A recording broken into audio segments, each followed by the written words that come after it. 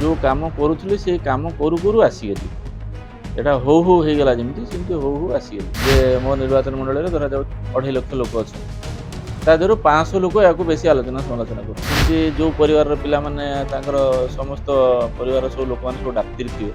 देखो पिला सब डाक्तरी प्रोफेशन में ही रही मुझे कहीं बंदीशाला जन्म हुई जन्म हो सारे मुझे कहीं बुआ हो गली जा नदी पार होपट से नंद जोशीता घर कहीं आप 100 आप 20टा भूल कले 80टा ठीक करा दरकार आप भूल संख्या यदि बढ़ीज जीवन विफल हो राजनीति जदि चर्चित व्यक्ति किसी था किसी राजनेता था होती विधायक संतोष घटुआ महाशय तांकर विभिन्न कथा शैली की हो कि कार्यपंथा को हो निर्वाचन पूर्वर एवं निर्वाचन जितला पर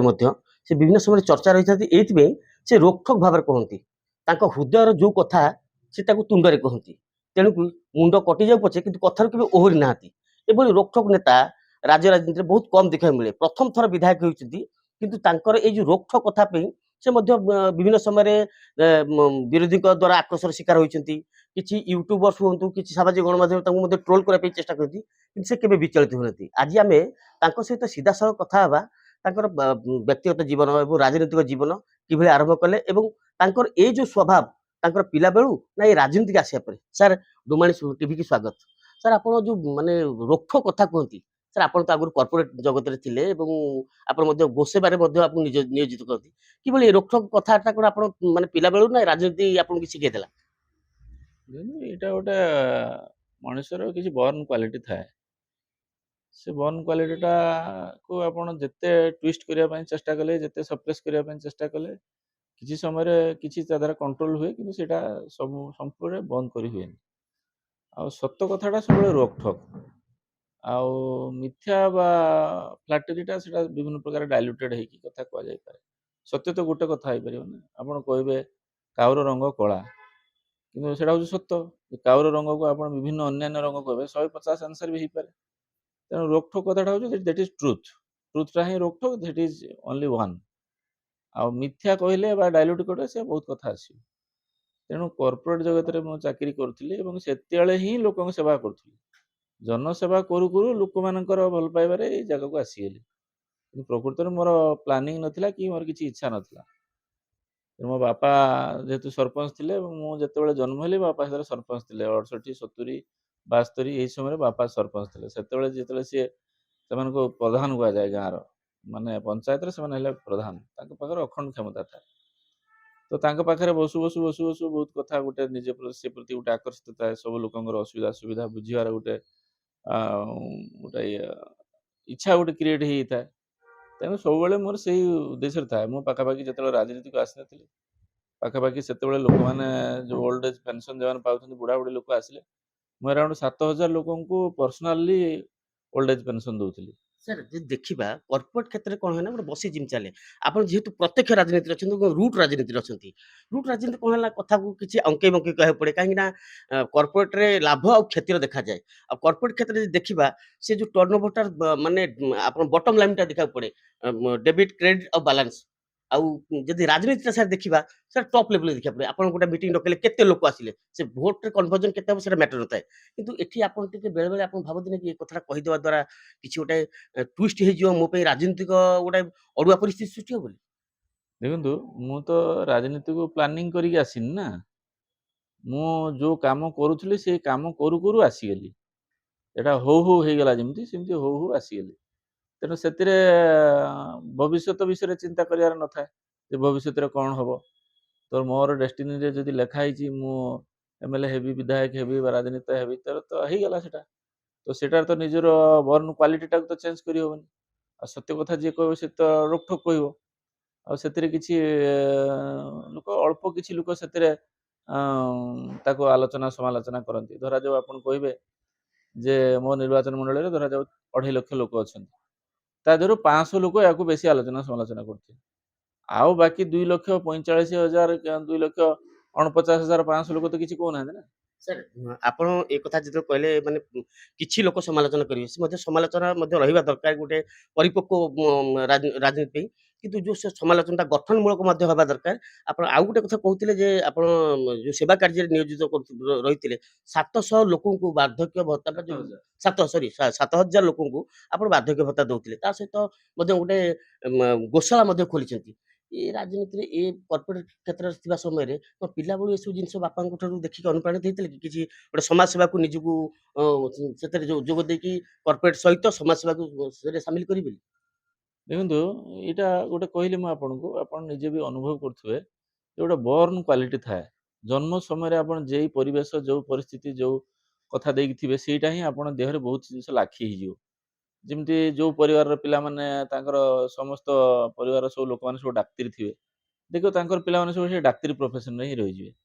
ମୋର ବାପା ସରପଞ୍ଚ ଥିଲେ ସେ ସମୟରେ 3 ଟର୍ମ ବିନା କଣ୍ଟେଷ୍ଟ, ମାନେ ସେ ଛିଡା ହେଲା ଆଉ କେହି ଛିଡା ହୁଅନ୍ତିନି, ଅନକଣ୍ଟେଷ୍ଟେଡ।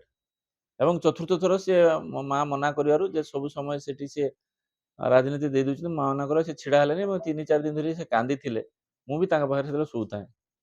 ଏବଂ ତା ସତ୍ତ୍ୱେ ବି ସେ ବିଲକୁ କ୍ଷେତକୁ ସେ ଲଙ୍ଗଳ ନେଇକି ଯାଆନ୍ତି। ଆମର ସେତେବେଳେ 20 ହଳ ବଳଦ ଥାନ୍ତି, ସେତେବେଳେ ବଳଦରେ ହିଁ ସବୁ ଚାଷ ହୁଏ। 20 ହଳ ମାନେ 40ଟା ବଳଦ ଏବଂ ସେମାନଙ୍କୁ ଚରେଇବା, ତାଙ୍କୁ ଘାସ ଖୋଇବା, ତାଙ୍କ ସହିତ ତାଙ୍କୁ ଖାଦ୍ୟ ଦେବା, ଏଇସବୁରେ ଆମର ଯେଉଁମାନେ ନିୟୋଜିତ ଥାନ୍ତି ତାଙ୍କ ସହିତ ବି ମୁଁ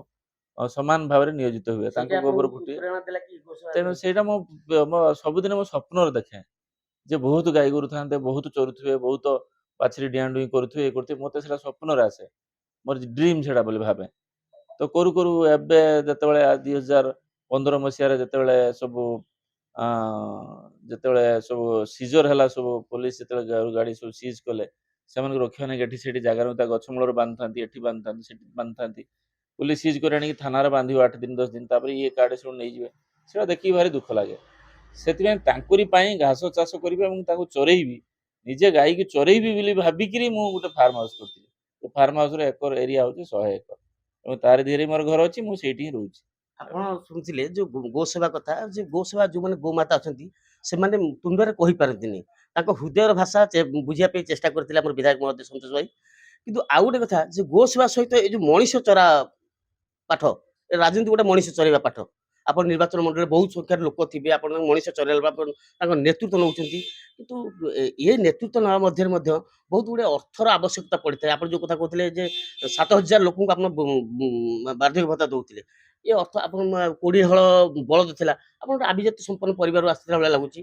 ଏତେ ମାନେ ଅର୍ଥନୈତିକ ବାଧକ କିଛି ନଥିଲା। କିନ୍ତୁ ଆପଣ ବେଳେ ବେଳେ ଟିକେ ଭଟକି ଯାଆନ୍ତି କି ମୋର ତ ଅର୍ଥର ସମସ୍ୟା ନାହିଁ, ମୁଁ ରାଜନୀତିରେ ଅଛି, ଆଜି ରାଜନୀତିରେ ରହିବି, କାଲି ନ ରହିବି, ସେମିତି କିଛି ଭାବି କହିଦିଅନ୍ତି କି? ଦେଖନ୍ତୁ ଆପଣ ଗୋଟେ କନସେପ୍ଟଟାକୁ ଭଲିକି ବୁଝିବେ ଯେ କେହି ଲୋକ ଧନୀ ଗରିବ ହୁଏ ଆର୍ନିଂ ଅନୁସାରେ ନୁହେଁ। ଏଇଟା ହୁଏତ ଆପଣଙ୍କୁ ସମ୍ପୂର୍ଣ୍ଣ ଅଲଗା ଲାଗିପାରେ। ଆପଣ ଚ୍ୟାନେଲ ଏଟା ବଜେଇବେ, କେହି ଲୋକ ଧନୀ ଗରିବ ନିଜର ଆର୍ନିଂ ଅନୁସାରେ ହୁଏନି, ତା ଏକ୍ସପେଣ୍ଡିଚର ଅନୁସାରେ ହୁଏ। ଧରାଯାଉ ମୁଁ ଆପଣଙ୍କୁ ଗୋଟେ ମାନେ ଏକ୍ସାମ୍ପଲ ଦେବି। ଧରାଯାଉ ମୁଁ ଗୋଟେ ମୋଟର ବାଇକ୍ କିଣିଥିଲି 1990 ମସିହାର ପ୍ରଥମ ମୋଟର ବାଇକ୍ ୟାମା RX 100 କିଣିଥିଲି। ସେଇଟା ସେତେବେଳେ 22,885 ଟଙ୍କା ଦେଇ କିଣିଥିଲି, ଖଡ଼ଗପୁରରୁ କିଣିଥିଲି। ସେ ସମୟରେ ସୁନାର ଦାମ ଥିଲା 3,000 ଟଙ୍କା,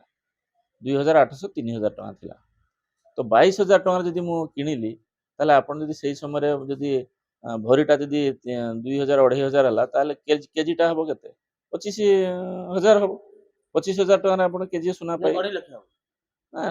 2,500ରେ ଯଦି 10 ଗ୍ରାମ, 10 ଗ୍ରାମ 100 ଗ୍ରାମକୁ 100 ଗ୍ରାମ 25,000, 2.5 ଲକ୍ଷ। 25,000। ତ ଯଦି ଧରାଯାଉ 100 ଗ୍ରାମକୁ ହେଲା 25,000, ମୁଁ ଯଦି 25,000 ଟଙ୍କାରେ ଗାଡ଼ିଟା ନ କିଣିକି 25,000 ଟଙ୍କାରେ ଯଦି ଗୋଲ୍ଡ କିଣିଥାନ୍ତି, ତ 100 ଗ୍ରାମ ସୁନାଟା ବର୍ତ୍ତମାନ କେତେ ଦାମ ହେଇଥାନ୍ତା? ପାଖାପାଖି ଯଦି 1.5 ଲକ୍ଷ ଟଙ୍କା ହୁଏ ହଉଛି ଭରିଟା, ତ 100 ଗ୍ରାମକୁ ହଉଛି 15 ଲକ୍ଷ ଟଙ୍କା ହବ। ତ ଆପଣ ଚିନ୍ତା କରନ୍ତୁ ଯେ ମୋର ସେଇ ସମୟର ଏକ୍ସପେଣ୍ଡିଚରଟା ବାଇକରେ ମୁଁ ଏକ୍ସପେଣ୍ଡିଚର କଲି, ଯଦି ବାଇକରେ ନ ଭରି ମୁଁ ଗୋଲ୍ଡରେ କିଣିଥାନ୍ତି, ତାହେଲେ ବର୍ତ୍ତମାନ 20 ଲକ୍ଷ ଟଙ୍କା ମୋ ପାଖରେ ହେଇଥାନ୍ତା। ଏକ୍ଜାକ୍ଟଲି ସେମିତି ଆପଣଙ୍କୁ ହିସାବ କରି ଦେଖିବେ। ମୁଁ ଯେତେବେଳେ ଫର୍ଚୁନର ଗାଡ଼ି କିଣିଲି, ତାର ଦାମ ଥିଲା 25 ଲକ୍ଷ, ସେଇ ସମୟରେ ଥିଲା 10,000। ଯଦି ମୁଁ ତାକୁ ସେ ଏକ୍ସପେଣ୍ଡିଚରଟା ଫର୍ଚୁନରରେ ନ କରିକି ଯଦି ମୁଁ ଗୋଲ୍ଡରେ କରିଥାନ୍ତି, ତାହେଲେ ବର୍ତ୍ତମାନ ମୁଁ 15 କୋଟି କି କୋଟିଏ ଟଙ୍କା କି 1.5 କୋଟି ଟଙ୍କା ପାଇଥାନ୍ତି। ଆବଶ୍ୟକତା ଅଛି ନା ନା, ଆବଶ୍ୟକତା ନା, ସେଟା ଆବଶ୍ୟକତା, ମଣିଷ ହ୍ୟୁମାନ୍ ୱାଣ୍ଟସ୍ ଆର୍ ଅନଲିମିଟେଡ। ଆପଣ ସେଟା ଆବଶ୍ୟକତା ପରେ ଆଉ ଗୋଟେ ବି ଆବଶ୍ୟକତା ହବ। କିନ୍ତୁ ମଣିଷର ଯୋଉ ଧନୀ ବା ଗରିବ ହବାର ଏଇ ପ୍ରକ୍ରିୟାଟା, ଏଇଟା एक्सपेंडिचर ऊपर डिपेंड कला अर्निंग मु तो अर्निंग करछि 25,000 मु तो अर्निंग करछि धर 25 लाख लोन 25 लाख आनी कि मु किनिछि गाड़ीटा हला कि तो मोर कहया कथा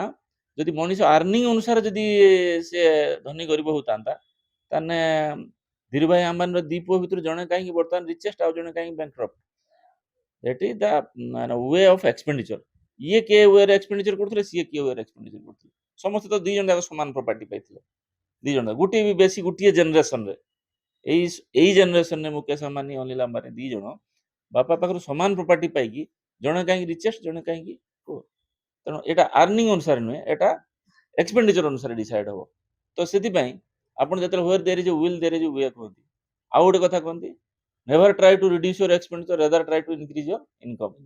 तो आपण केबे चेष्टा करिवेन जे आपण खर्च काट कर आपण खर्च काट गला माने you will be become poor आपण कहतु देखंतु जते दुनिया रे जते लोक अछंती से लोक मानक भितरे आपण देखिबे जे एक्सपेंडिचर पैटर्न रे ही जने धनी गरीब होइछि जने शेयर किनुचंती शेयर किनिके वर्तमान 600 कोटी टका जने जदि आज 50 वर्ष तले गोटे शेयर किनिथियो आज सेटा 500 कोटी 600 कोटी होउछि माने लक्ष टका सेटा 600 कोटी हेइथियो तेणु आपण जदि एक्सपेंडिचर करिवे जदि आपण से एक्सपेंडिचर जदि आपनकर जेन्युइन थिबो आ जेता नोबल कॉज रो करथिबे आपण अर्निंग आपे आपे आसी केउट ना केटी आसी ସାର୍ ଆଉ ଗୋଟେ କଥା ରହିଲା ଆପଣ କର୍ପୋରେଟ୍ ଜଗତରେ ଗୋଟେ ବଡ଼ ବଡ଼ ପଦବୀରେ ମଧ୍ୟ ରହିଥିଲେ ବାସ୍ ସେଟା ମାନେ ଆପଣ ଠିକ୍ ଟାଇମ୍‌ରେ ସେଡ୍ୟୁଲ୍ ଟାଇମ୍‌ରେ ଆସୁଥିଲେ ସେଡ୍ୟୁଲ୍ ଟାଇମ୍‌ରେ ରେଷ୍ଟ ନେଉଥିଲେ ଆଉ ପଲିଟିକ୍ସ ଆସିଲେ ଡାଇରେକ୍ଟ ପଲିଟିକ୍ସରେ ରହିଲେ ବିଧାୟକ ହେଲେ ସାଧାରଣ ଲୋକ ସାଙ୍ଗେ ପ୍ରତିଦିନ ଭେଟିବେ ଗୋଟେ ଟାଇମ୍ ସେଡ୍ୟୁଲ୍ ରହୁନି ଖାଇବାର ଟାଇମ୍ ସେଡ୍ୟୁଲ୍ ରହୁନି ପିଇବାର ଖାଇବା ଟେବୁଲ୍ ରହୁନି ବିଶ୍ରାମ ନେବାର ଟାଇମ୍ ସେଡ୍ୟୁଲ୍ ରହୁନି ଆପଣଙ୍କୁ ବେଳେବେଳେ ମନ ଦୁଃଖ ଲାଗେ କି ମୁଁ ଯେଉଁ ଜାଗାରେ ଥିଲି ଠିକ୍ ଅଛି ନା ଏଇ ଜାଗାଟା ଭଲ ଅଛି ବେଶୀ देखंतु डेस्टिनी इज प्री डिफाइंड आपण मन दुख कले कि सुख कले किछि होबनी आपण को जहा हबार अछि सेटा आपण जन्म समय लिखा अछि जे one day you will be this or that तेणु सेटा मु बर्तमान डिसाइड करिकि ताको चेंज करि परिमी सेति पई आपण कोआ कोन कोआ आइछि कर्मण्य बाधिकारस्तु मा फळेसु पदाचन अर्थात तुम कर्म करिचार फल को आशा करनी एटार अर्थ सिया नुहे कर्म करिचार फल को आशा कर किंतु जो फलटा तुमको मिलिबो सेटा तमे जहा चाहुतो से फलटा न मिलि पारे अन्य फल किंतु प्रति कर्मर फल अछि प्रति कर्मर फल अछि किंतु तुमे जे फलटा आशा करतो सेटा तुमको मिलि न पारे तेणु मु जो गो सेवा करुଥିଲି एबे भी जो गो सेवा करुछि एबे सरकार ताकू आहुरी प्रोत्साहन दउचंती आपण जदि बर्तन देखिबे जे लोक माने गोटे लोक आपणकर जे गो सेवा करुछि जण आउ जण गो सेवा करूनी जणे गोटे दुरारोग्य व्याधि रे पड़ी होछि बर्तन तार से कोनोसी प्रकार बैड हैबिट्स नै तथा गोटे दुरारोग्य व्याधि रे पड़ी गेला कैंसर पड़ी गेला एठी पड़ी गेला सेठी गेला तार समस्त संपत्ति चलीला से शेषर मरि गेला तो जणे जे धन अर्जन कर रखतो तार किछि सब चली गेला आ जणे जो करि नाही तार किछि रोग हेलानी तेणु एटार कैलकुलेशन टा गोटे अरिथमेटिक्स नुहे कि गोटे मैथमेटिक्स नुहे एटा गोटे प्योरली गोटे माने कोन भगवानकर इच्छा रे सब किछि हुए तेणु आपण मु आमे किछि भी करि परिबानी सेति पई भी बहुत बहुत जगह रे भी कुहा आइछि जे भगवानकर बिना निर्देश रे पत्र भी हेलेनी तार अर्थ your destiny is predefined मोर कोन बनिवार अछि आगु डिसाइड हेइ अछि ସାର୍ ଆପଣଙ୍କ ସହିତ ଆଲୋଚନାରୁ ଜଣାପଡ଼ିଲା ଯେ ଆପଣ ଟିକେ ବହୁତ ଆଧ୍ୟାତ୍ମିକବାଦୀ ଏବଂ ଭଗବାନ ବିଶ୍ୱାସୀ। ଏଇ କଥାରୁ ମନରେ ଆସେ ପ୍ରଶ୍ନ ଯେ ଆପଣ ଯେତେବେଳେ ଏତେ ଭଲ କାମ କରୁଛନ୍ତି ଏବଂ ଲୋକଙ୍କ ପାଖକୁ ଯାଉଛନ୍ତି, ଲୋକଙ୍କର ସୁବିଧା ଅସୁବିଧାରେ ଠିଆ ହେଉଛନ୍ତି, କିଛି ଯେତେବେଳେ ଆପଣଙ୍କୁ ବିରୁଦ୍ଧରେ ଏମିତି ବିରୋଧୀ ହୁଅନ୍ତୁ କି କିଛି ଆପଣଙ୍କର ଅନ୍ୟ ଗୋଷ୍ଠୀ ହୁଅନ୍ତୁ, ଆପଣଙ୍କୁ ଯେତେବେଳେ ଏଭଳି ଅପପ୍ରଚାର କରନ୍ତି କଷ୍ଟ ଲାଗେନି? ତାପରେ ମନର ଇଚ୍ଛା ହେଲାନି ଆଉ ଏସବୁ ପଶିବିନି, ମୁଁ ବରଂ ଭୁଲ ହେଇଗଲା ବୋଲି। ନାଇଁ ନାଇଁ ଦେଖନ୍ତୁ ଥରେ ଭଗବାନ କୃଷ୍ଣଙ୍କୁ ଜଣେ ଭକ୍ତ ପଚାରିଲେ प्रभु मु एते आपनकर भक्त एते सेवा करछु जते आपन नोबल काम करछु एते भलो काम करछु लोकन सेवा करछु मोर किछि अनीति नाही किछि दुर्नीति नाही मते काहे एते कष्ट मिलछु भगवान कृष्ण दा उत्तर देथिले जे मु तो निजे भगवान स्वयं मोर तो किछि खराब कथा नाही मु निजे भगवान मु पृथ्वी को आत्मजात करछु मु काहे बंदीशाला जन्म हेली जन्म जन्म हेई सारिया पर मु काहे की बुहा की गली जाई की आ नदी पार हेई की आरपट जाई की से नंद जशोदा घरे काहे रही फिर गला बेलू से पुतना बकासुर ये सब राक्षस मैंने मत मारते चेष्टा कले मतलब सबुदिन मो जीवन मारियार थ्रेट थाए ताने कौन पाए थाए तार अर्थ जे माने नोबल कॉज रे थांती जे माने भलो काम रे थांती तांको सब बेले माने थ्रेट आसीबो डिफरेंट थ्रेट आसीबो आलोचना आसीबो समालोचना आसीबो लोक को कुचारटना करिवे सब करिवे किंतु तांको संख्याटा केते आपण जिमिति गुटे फूल फुटिया पई हेले से ग्रीष्म भी दरकार सेतरे वर्षा भी दरकार खाली जदी वर्षा हबो आपण गछ पची जिवो खाली जदी खरा हबो गछ पुडी जिवो गोटे फूल जो प्रस्फुटित हुए सी खरा भी दरकार पड़े वर्षा भी दरकार पड़े सेमती गोटे जीवन को सफल होते गला माने सफल मनुष्य हाँ मैंने समालोचना कुसारटना एसबू कथा मिले प्रशंसा मिले निंदा प्रशंसा दीटा गोटे जीवन पहलू ସେ ବି ମିଳିବ ଇଏ ବି ମିଳିବ। ଯେ ନିନ୍ଦା ଦ୍ୱାରା ହତୋତ୍ସାହିତ ହେଇଯିବ, ସେ ପ୍ରଶଂସା ଦ୍ୱାରା ବି ଉଲ୍ଲସିତ ହେଇଯିବ, ସେଟା ହବାର ନାହିଁ। ପ୍ରଶଂସା ଦ୍ୱାରା ବି ଉଲ୍ଲସିତ ହବାର ନାହିଁ, ନିନ୍ଦା ଦ୍ୱାରା ବି ଡରିବାର ନାହିଁ। ତେଣୁ ସେଥିପାଇଁ ଜୀବନ ଗୋଟେ ଗୋଟେ ରାସ୍ତା, ତାକୁ ଆମେ ଚାଲିଛେ, ତା ଭିତରେ ବହୁତ କଥା ଝୁଣ୍ଟିବା, ବହୁତ କଥା ଶିଖିବା, ବହୁତ କଥା କରିବା, ସେମିତି କରିକି ଚାଲିଛନ୍ତି। ସେଥିରେ କିଏ କ'ଣ ଆଲୋଚନା କରୁଛନ୍ତି, ସମାଲୋଚନା କରୁଛନ୍ତି, ତାପରେ ନିଜେ ଆସିକି ଆମେ ତାକୁ ଇଣ୍ଟ୍ରୋସ୍ପେକ୍ଟ କରୁଛନ୍ତି ଯେ ଆମେ କ'ଣ ମୁଁ ଭୁଲ କଲି କି ଠିକ କଲି କି କ'ଣ କଲି ନ ଆପଣ କଲି। କରନ୍ତି ସାର୍ ବେଳେବେଳେ? ନିଶ୍ଚିତ ମୁଁ ରାତିରେ ଆସିକି ସବୁଦିନ ଶୋଇବା ବେଳେ ମୁଁ ଚିନ୍ତା କରେ ଯେ ମୁଁ କିଛି ଭୁଲ କରିଛି କି, ମୁଁ ଭୁଲ କିଛି କହିଛି କି। ଏମିତି ବି ନାହିଁ ଯେ ମୁଁ ସବୁ ଠିକ କରୁଥିବି, ସେଇଟା ସମ୍ଭବ ନୁହେଁ। ମୁଁ ବି କିଛି ଭୁଲ କରୁଛି। ମୁଁ ଭୁଲ କରିବା ଅନୁସାରେ ମୋତେ ବି ସେଇ ଅନୁସାରେ ଦଣ୍ଡ ବି ମିଳିବ। ମୁଁ ଯେତିକି ଠିକ କରୁଛି ସେଇ ଅନୁସାରେ ମୋତେ ବି ପୁରସ୍କାର ବି ମିଳିବ। ତେଣୁ ଏଇଟା ସବୁବେଳେ ଚେଷ୍ଟା କରିବା ଦରକାର ଯେ ପଜିଟିଭ ଆସ୍ପେକ୍ଟଟା ଅଧିକା ହେବା ଦରକାର। ଆପଣ 100ଟାରୁ ଆପଣ 20ଟା ଭୁଲ କଲେ 80ଟା ଠିକ କରିବା ଦରକାର। ଆପଣ ଭୁଲ ସଂଖ୍ୟା ଯଦି ବଢିଯିବ ତାହେଲେ ଜୀବନ ବିଫଳ ହେଇଯିବେ। ତେଣୁ ଭୁଲ ଏମିତି କେହି ନାହିଁ, କାହାର ନାହିଁ ଯେ କେହି କରିନି ବୋଲି। ଯେଉଁମାନେ ଆଲୋଚନା କରୁଛନ୍ତି ତାଙ୍କର କ'ଣ ଭୁଲ ନାହିଁ, ଯେଉଁମାନେ ସମାଲୋଚନା କରୁଛନ୍ତି ତାଙ୍କର ଭୁଲ ନାହିଁ, ତାଙ୍କର ସମସ୍ତଙ୍କର ଭୁଲ ଅଛି ଠିକ ଅଛି, କିନ୍ତୁ ତାର ସଂଖ୍ୟାଟା ପରିମାପକ ହେବା ଦରକାର। ତେଣୁ ସେଇ ମଣିଷ ଯେତିକି ସଫଳ ହେବ, ଯେତିକି ତାର ଭଲ ଗୁଣ ଥିବ, ଯେତିକି ଖରାପ ଗୁଣ ଥିବ ସେଇ ମାତ୍ରାରେ ସେ ଦଣ୍ଡ ପାଇବ। ଏଇଟା କେଣେ ଆଡଜଷ୍ଟ ହୁଏନି।